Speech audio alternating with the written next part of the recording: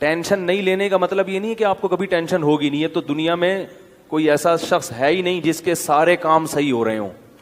اس پر تو ایک مستقل بیان ہے میرا کہ دنیا میں یعنی انسان جو ہے نا ڈپریشن کا علاج کیا ہے. تو میرے 3-4 بیانات ہیں, وہ آپ تفصیل سنیں. میں ابھی مختصر ایک بات بتا رہا ہوں کہ دیکھو دنیا میں ساری چاہتیں کسی کی بھی پوری نہیں ہوتی. یہ تو ہو ہی نہیں سکتا کہ آپ جو چاہیں وہ ہو جائے. لوگ وزیر اعظم بنتے ہیں, جیل میں چلے جاتے ہیں. حقیقت ہے یہ.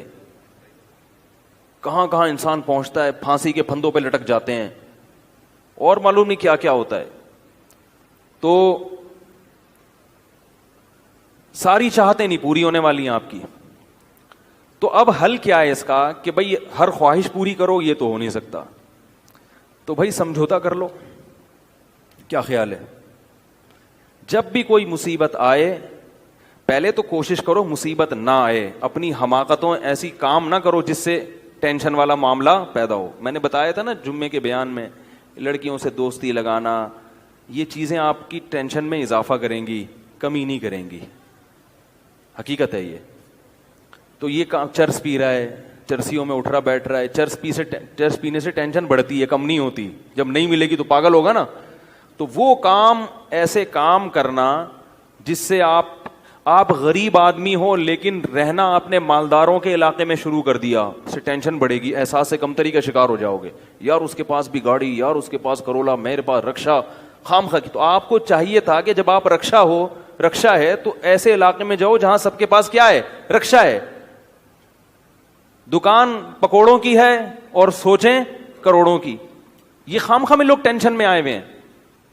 میں نے ڈیفنس کے لوگوں کو بھی ٹینشن میں دیکھا ہے. 1000 گز کا بنگلہ ہے, کروڑوں روپے کما رہے ہیں, مگر ٹینشن میں ہے. یہ میں ہوائی باتیں نہیں کر رہا. لوگ آتے ہیں کیوں ٹینشن میں کہ پڑوسی کے پاس اس سے بھی زیادہ ہے. تو یہ ٹینشنیں قدرت کی طرف سے نہیں ہیں, یہ آپ کی اپنی پالی ہوئی ہیں. تو حدیث میں نبی صلی اللہ علیہ وسلم نے فرمایا دنیا میں ہمیشہ اپنے سے کمتر کو دیکھو. یار میرے پاس رکشا ہے اور فلاں آدمی قسطوں پہ بھی رکشا خریدنے کی صلاحیت نہیں رکھتا. سڑکوں پہ فٹ پاتھوں پہ پڑے ہوئے ہیں. 3 دن پہلے صدر گیا میں تو دیکھا فٹ پاتھ پہ لوگ پڑے ہوئے ہیں. میں نے کہا یار یہ بھی لوگ ہیں, نہ گھر ہے نہ بال بچے. ایک کنوارے کا فون آیا, ایسے جیسے وہ نہیں ہوتی, کیا بولوں میں, ایسے طنز کر رہا تھا. کہہ رہے یار کوئی رشتہ ہی نہیں دیتا, یہ زندگی کوئی زندگی ہے. تو میں نے سوچا, میں نے کہا دیکھو وہ جو صدر میں فٹ پاتھ پہ پڑے ہوئے ہیں نا, ان کو کوئی دے گا رشتہ؟ میں نے کہا تمہیں ابا نے گھر میں رکھا ہوا ہے, روٹی پانی پنکھا سب مل رہا ہے, دعا کرتے ہیں اللہ کوئی انتظام کر دے. نہیں کر رہے تو ان لوگوں کو دیکھو جن کو روٹی پانی بھی نہیں مل رہا. تو اپنے سے کمتر کو دیکھا جائے دنیا کے معاملے میں, اس سے آپ احساس کمتری کا شکار نہیں ہوں گے. تو ٹینشن ختم کرنے کی ایک بہت بڑی ذریعہ یہ ہے کہ اگر پھر بھی کوئی مصیبت آ گئی تو تقدیر کا سوچا جائے کہ جو چیز مقدر میں ہے وہ ٹل نہیں سکتی. اور دنیا مسافر خانہ ہے, یہاں اگر ٹینشن ہے تو وہ بھی عارضی, یہاں کی خوشی بھی عارضی.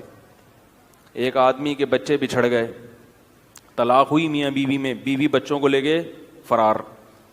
اب وہ میرے پاس آیا, ایسے بیچارہ, ظاہر ہے بچے تو یاد آتے ہیں, ایسے اس کی حالت خراب, اسٹریس. تو میں نے کہا کیس کرو عدالت میں. کہہ رہے عدالت میں کیس سے کوئی فائدہ نہیں ہے, نہیں ملیں گے بچے.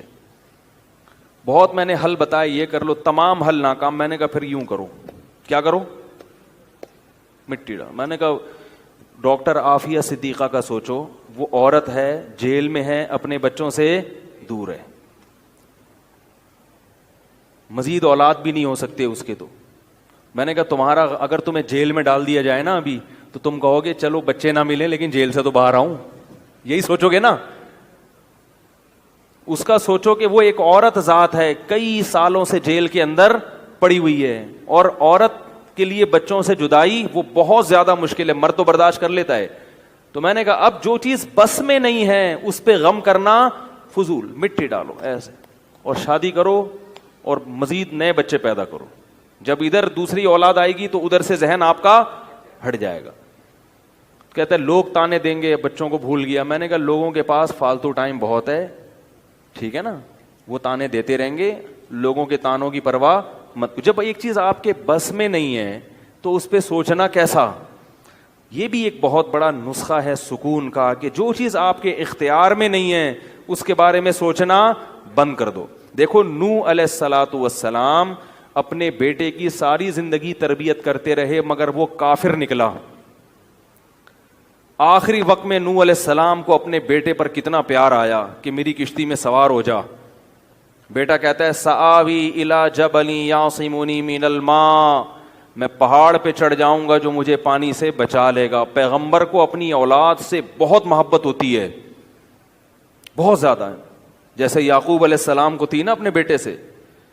کتنا درد ہوگا اس وقت نوح علیہ السلام کے دل میں, کیسے تڑپ رہے ہوں گے. لیکن بیٹا باز نہ آیا. وحال بینہم الموج فکان من المغرقین, ایک موج آئی اور اس کو غرق کر دیا. نوح علیہ السلام نے اللہ سے دعا مانگی ان ابنی من اہلی, اے اللہ میرا بیٹا میرے اہل و عیال میں سے ہے, تو نے تو وعدہ کیا تھا تو میرے اہل و عیال کا خیال کرے گا. اللہ نے کیا فرمایا انہ لیس من اہلک, یہ تیرے اہل میں سے نہیں ہے, اس کا عمل ٹھیک نہیں ہے. فلا تسألنی ما لیس لک بہ علم, دوبارہ یہ سوال مجھ سے مت کرنا. اب یہ نہیں کہ نوح علیہ السلام بیٹھ گئے اور یہ کیا ہو گیا اور اب سوچیں یہ تو بڑھ گئے. بس نوح علیہ السلام نے فوراً استغفار کیا, اعوذ بک ان اسألک ما لیس لی بہ علم, اے اللہ میں تجھ سے پناہ مانگتا ہوں ایسی چیز کی, میں تجھ سے ایسا سوال کروں جس کی دلیل میرے پاس نہیں. بس ختم, بھول گئے. اب یہ تھوڑی کہ روتے رہیں بیٹھ کے, بھئی جو چیز بس میں نہیں ہے چھوڑ دو. تو ہم بہت ساری چیزوں کی ٹینشن لیتے ہیں جو ہمارے اختیار میں نہیں ہے. پیٹرول مہنگا ہو رہا ہے, بیٹھ کے خام خام میں پریشان ہے. بھائی تم سے پوچھ کے تھوڑی مہنگا ہوا ہے. غم کرنے سے اگر وہ سستا ہو جائے تو رو. میرے پاس تھی Kawasaki G T O, Kawasaki G T O 125. آپ کو پتا ہے کیا بائک تھی وہ, ہم نے بھی بڑے شوق پالے ہیں ایک زمانے میں. میں اس میں پیٹرول ٹھیک ٹھاک ڈلتا تھا. اب جب پیٹرول مہنگا ہوتا تو سب سے زیادہ متاثر میں ہوتا تھا اس سے. 50 والوں کو کچھ نہیں ہوتا تھا. تو میں ایک دفعہ پیٹرول پمپ گیا, میں نے پیٹرول ڈلوایا اس میں, تو اس نے کہا وہ 5 روپے پر لیٹر بڑھ گیا ہے. مجھے بڑا غصہ آیا. میں نے ساتھ والے سے کہا, میں نے کہا یار یہ کیا مذاق ہے یار, ہر تھوڑے دن بعد 5 روپے بڑھ رہا ہے, تو آپ کو غصہ نہیں آیا؟ اس نے کہا صرف میرے لیے تھوڑی بڑھ رہا ہے, پوری قوم کے لیے بڑھ رہا ہے نا. تو مجھے اس کی بات بڑی اچھی لگی. اس نے کہا میرے اکیلے کے لیے بڑھے تو مجھے غصہ آئے, سب کے لیے بڑھ رہا ہے تو چلو ٹھیک ہے. اس دن کے بعد سے اب تک پیٹرول بڑھنے پر مجھے غصہ نہیں آیا.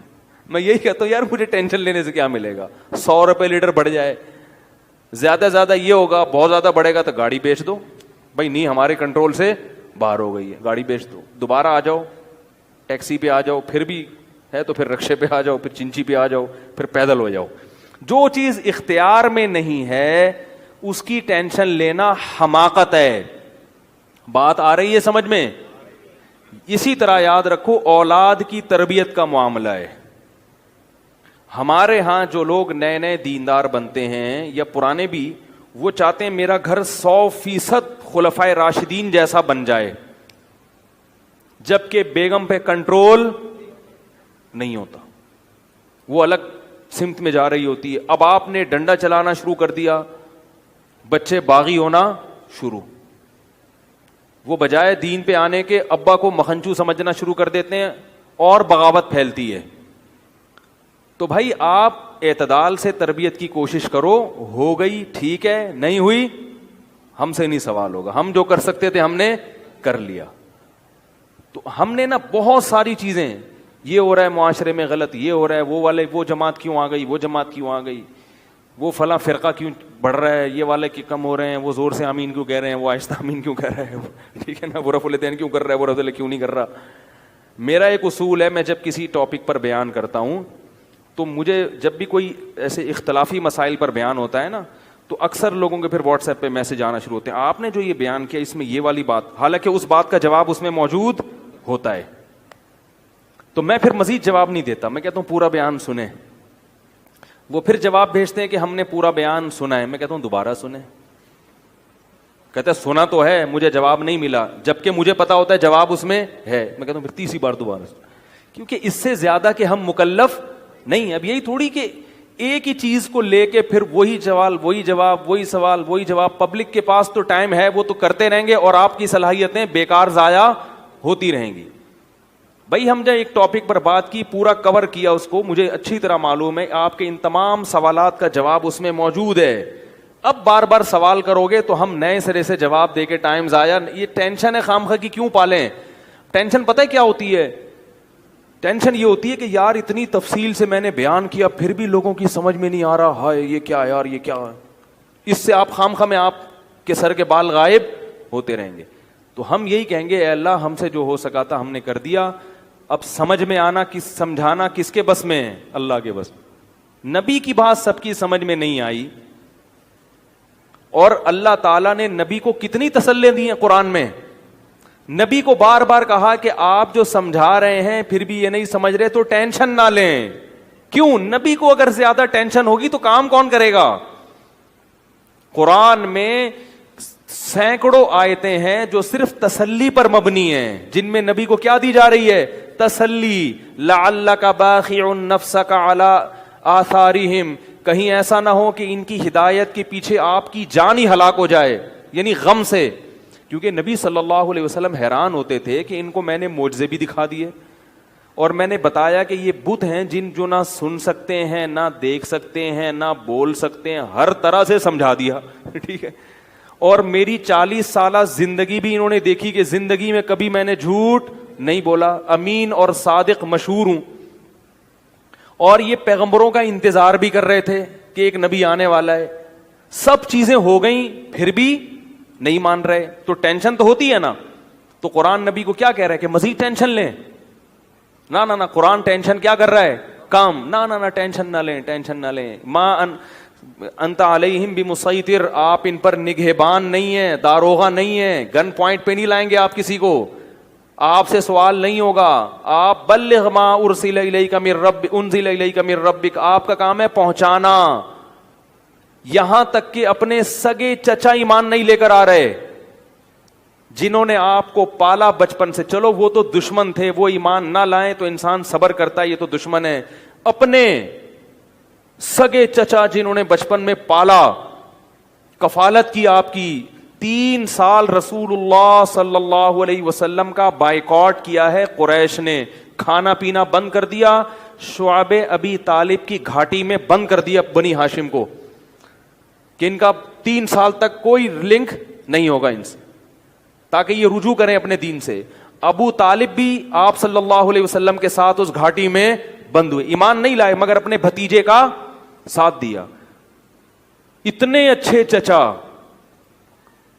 لیکن ایمان نہیں لائے. کیسا نبی کا دل کڑتا ہوگا کہ نہیں ہوگا؟ موت کے وقت آ کے نبی نے کہا کہ ایک دفعہ کلمہ پڑھ لیں تاکہ قیامت کے دن آپ کی بخشش کر سکوں, سفارش کر سکوں, آپ کی اللہ سے بخشش کی دعا کر سکوں. کیسا دل مچلتا ہوگا نا. ابو طالب کو خیال آیا کلمہ پڑھنے کا. قریش کے جو سردار تھے انہوں نے ابو طالب کو دیکھنا شروع کر دیا کہ کلمہ, کتنا غصہ آیا ہوگا نبی کو ان سرداروں پہ کہ میرا چچا جس نے میری اتنی کفالت کی, مجھ سے اتنی محبت کی, آج وہ میرے سامنے جہنم کی آگ میں داخل ہو رہا ہے اور یہ کمبخت کھڑے ہوئے اس کو ورغلا رہے ہیں. ابو طالب نے چند اشعار کہے کہ اگر مجھے یہ ڈر نہ ہوتا کہ عرب کہیں گے کہ ساری زندگی اسلام نہیں لایا, موت کے وقت موت کے ڈر سے باپ دادا کا دین چھوڑ دیا, یہ ڈر نہ ہوتا تو آئے محمد آج میں تیری آنکھیں کلمہ پڑھ کے ٹھنڈی کر دیتا. لیکن اس کو انہوں نے غیرت کا مسئلہ بنا لیا کہ میں مروں گا تو سردار کہیں گے کہ یہ ایک زبان والا نہیں ہے. زبان تبدیل کر لی انہوں نے, کرنا تھا تو پہلے ایمان لاتا نا, اب کیوں؟ اور وَلَقَدْ عَلِمْتُ بِأَنَّ دِينَ مُحَمَّدٍ مِّن خَيْرِ أَدْيَانِ الْبَرِيَّةِ كُلِّهَا, مجھے یقین ہے کہ محمد جو میرا بھتیجا دین لے کر آیا ہے تمام دنیا کے دینوں میں سب سے افضل ہے. لَوْلَا الْحِذَارُ لَوْلَا الْمَلَامَةُ أَوْ حِذَارُ مَصَبَّةٍ, اگر ملامت کا خوف یا لوگوں کے برے بھلے کہنے کا خوف نہ ہوتا تو آج میں اپنے بھتیجے کی آنکھیں ٹھنڈی کر دیتا. کیسا دل کوڑا ہوگا میرے بھائی, کیسا, جس کو جہنم کی آگ کا یقین ہے اور ان کو معلوم ہے کہ میرا چچا جہنم کی آگ میں داخل ہونے والا ہے, کیسا تڑپ رہے ہوں گے. اور ابو طالب کی آنکھیں بند ہو گئیں. نبی صلی اللہ علیہ وسلم اتنے غم زدہ ہوئے, اللہ نے پھر کیا دی؟ تسلی کی آیتیں کہ ٹینشن نہ لو. یہ میں آپ کو کیوں واقعات سنا رہا ہوں کہ جب اتنے بڑے بڑے غم کے واقعات میں اللہ ٹینشن لینے کو پسند نہیں کر رہے, تو ہماری چھوٹی چھوٹی, اس کی پکوڑے کی دکان چل گئی, میری دکان بند ہو گئی, اس کو سواری مل گئی ہے بھائی رکشے میں, مجھے سواری نہیں ملی, ان چیزوں میں ٹینشن لینے کا کیا مطلب؟ بہت مشکل ہے یار, کیا کریں یار. ہماری ٹینشن یہی ہوتی ہے نا یار, سیٹنگ وہاں چل رہی تھی, ابا نے رشتہ وہاں طے کر دیا. یہ کوئی ٹینشن کی چیز ہے؟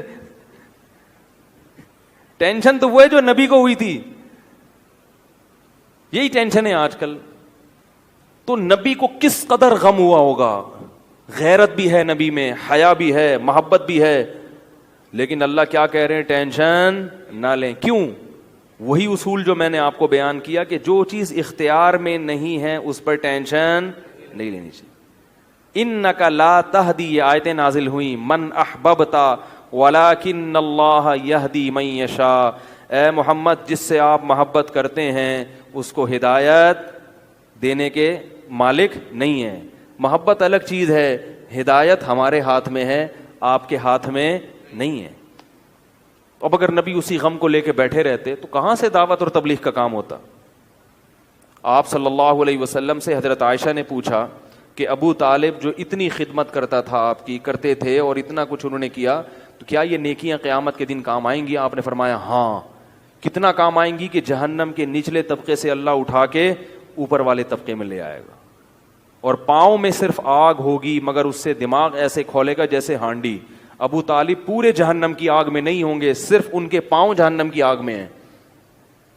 اس سے پتہ چلتا ہے کافر کی نیکیاں کام تو آتی ہیں مگر عذاب کم کرنے میں, عذاب ختم کرنے میں نہیں. بھی ہم دیکھتے ہیں کہ دنیا میں بہت کچھ غلط ہو رہا ہے, دلائل کے انبار لگا دو پھر بھی لوگ نہیں مانتے, اور فرقواریت, ایک دوسرے پہ طعن و تشنی, گھریلو حالات میں گڑبڑ. تو اس میں اگر آپ ٹینشن لینا شروع کر دو گے تو پھر سوائے ڈپریشن کی گولیوں کی ایک نئی ٹینشن لگ جائے گی. جس دن گولی نہیں کھائی اس دن عجیب سا ہو گیا. ڈپریشن کا مریض کو جس دن گولی نہ ملے وہ خود گولی کی طرح بن جاتا ہے, وہ پھر کئی لوگوں کو گولیاں کھانی پڑتی ہیں اس سے بات چیت کے بعد.